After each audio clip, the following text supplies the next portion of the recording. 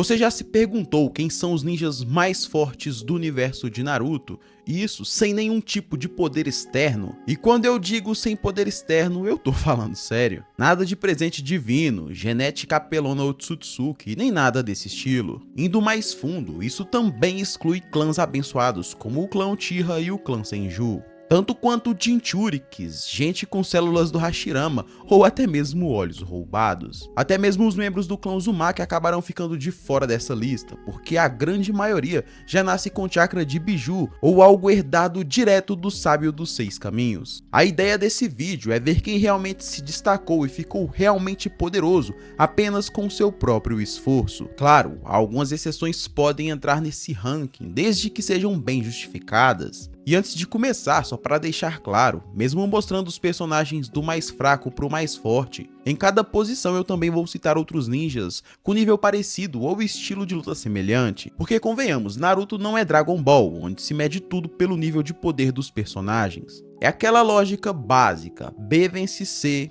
A vence B, então A vence C? Simplesmente isso não funciona aqui. No mundo ninja, tanto o estilo de luta e o fator conhecimento podem sim determinar um combate. Então sim, alguém que tá mais abaixo na lista pode vencer alguém lá do topo, dependendo da situação. Se você gostou da proposta desse vídeo, eu só te peço uma coisa. Deixa o seu like, se inscreve no canal e hypa esse vídeo. E para começar, não tem como não falar de um dos maiores nomes da história ninja, o temido Hanzo da Salamandra. Hanzo não precisou de nenhum poder divino ou linhagem especial para ser temido por nações inteiras. Ele conquistou sua fama pura e simplesmente com habilidade, estratégia e um domínio absurdo sobre venenos. Hanzo era tão poderoso que enfrentou sozinho os 3 Sanins lendários de Konoha, e como sabemos, os 3 Sanins não são ninjas comuns. Essa batalha foi tão lendária que concedeu aos 3 o título de Sannin. Hanzo não era qualquer um, já que estamos falando de um homem que sobreviveu a guerras inteiras e manteve o seu nome no topo por décadas. E Hanzo fez tudo isso mesmo sem possuir nenhum tipo de genética abençoada. E agora sim vamos para a próxima posição. E nela temos justamente o cara que foi o sensei dos 3 Sanins lendários,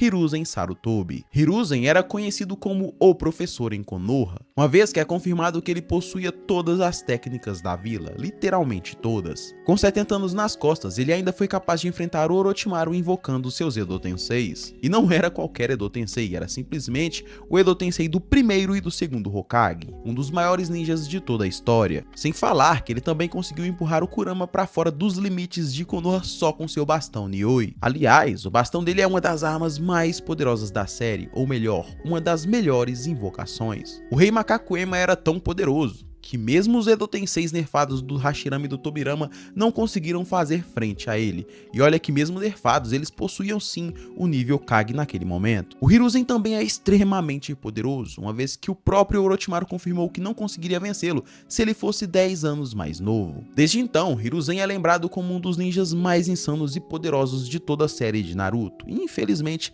não vimos ele lutando com sua capacidade máxima em seu auge. Agora vamos falar de um dos personagens mais subestimados da franquia. Jiraiya é um daqueles casos em que a lenda vai muito além das batalhas que a gente vê. Sem ter nascido sem nenhum clã poderoso, ele construiu sua reputação treinando como um louco e explorando o mundo ninja. O mais impressionante no Jiraiya é que ele nunca dependeu de um olho especial ou de um poder herdado. Tudo que ele tinha vinha de treino, experiência e uma habilidade absurda de improvisar em combate. Ele dominava um arsenal completo de jutsus, desde técnicas de invocação, como os poderosos sapos do Monte Myoboku, até ninjutsus elementais de alto nível, misturando fogo e óleo para criar ataques devastadores. Muitos acabam subestimando Jiraiya, acreditando que ele passou sufoco para o caminho animal do Pain, o que é uma meia verdade, uma vez que o Jiraiya decidiu focar em entrar no seu modo sábio do que propriamente lutar com um único caminho, porque convenhamos, se o Jiraiya decidisse lutar de fato com aquele único caminho em si e específico, ele sim o venceria.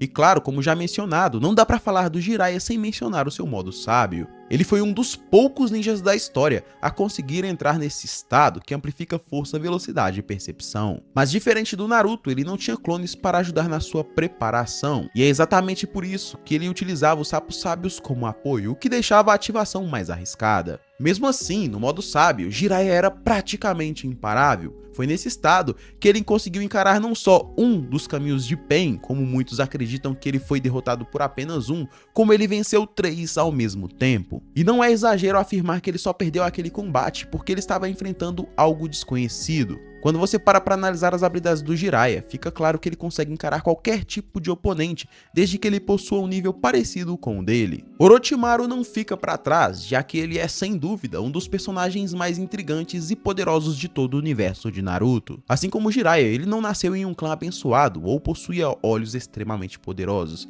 embora ele desejasse muitos poderes do clã Uchiha. Mas não dá para negar que desde jovem Orochimaru já estava entre os melhores de Konoha. Seu talento natural era tão grande que o próprio Hiruzen Sarutobi, terceiro Hokage, via nele o candidato perfeito para ser o quarto Hokage. Mas o que diferencia Orochimaru de qualquer outro ninja é a sua capacidade de reinventar a si mesmo, seja ninjutsu, genjutsu, taijutsu, fuinjutsu e até mesmo kinjutsus. Foi essa obsessão que o levou a criar técnicas únicas, incluindo métodos de imortalidade, que lhe permitiam trocar de corpo e prolongar sua vida indefinidamente. E aqui tem um detalhe muito importante, porque na época em que Orochimaru recebeu o título de Sannin lendário ao confrontar Hanzo da Salamandra junto a Jiraiya e Tsunade, ele ainda não possuía essas mutações genéticas, ou seja, mesmo sem possuir todo esse arsenal de técnicas, ele já era considerado um monstro de habilidade pura. Sua inteligência em combate também era algo fora do comum. Orochimaru raramente entrava numa luta sem ter um plano B, ou até mesmo um plano C e um plano D. E quando a coisa apertava, Orochimaru simplesmente fugia do combate. É desonesto?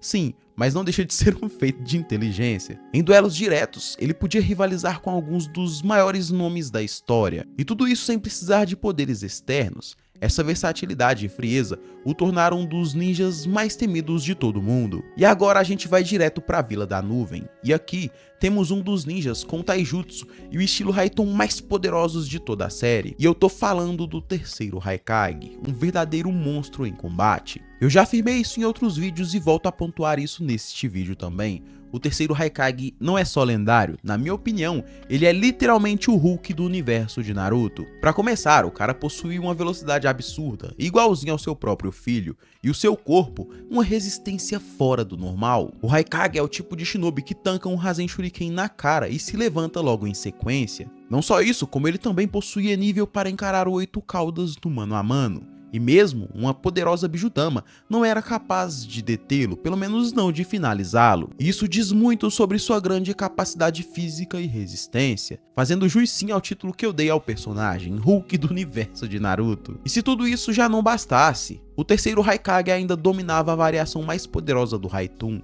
o famoso Relâmpago Negro, que inclusive mais tarde ele acabou ensinando pro Darui. Um dos maiores feitos do terceiro Raikage, na minha opinião, foi a capacidade de enfrentar 10.000 shinobis. Você não ouviu errado, 10.000 shinobis sozinho. E ele fez isso por 3 dias e 3 noites consecutivas, até que infelizmente ele acabou falecendo por não aguentar aquele combate incessante. E já que estamos neste posto, vale citar uma menção honrosa, o filho dele, o quarto Raikage. O quarto não só possui a mesma velocidade insana do pai, como ele também possui uma defesa tão sólida quanto, uma vez que ele aguentou até mesmo o teletransporte da assistente dele, a Mabui, sendo esse também um jutsu que tinha sido criado pensando no terceiro Raikage e sua grande resistência. Além disso, segundo a própria Karin Uzumaki, o chakra do quarto Raikage tinha a intensidade e o nível elevadíssimo de uma biju. O quarto Raikage era claramente sim um monstro em combate, e convenhamos, a luta que ele teve contra o Sasuke, ele só não venceu ali naquele momento por conveniência do roteiro. Os próximos personagens desse top são o segundo Mizukage e o segundo Tsuchikage,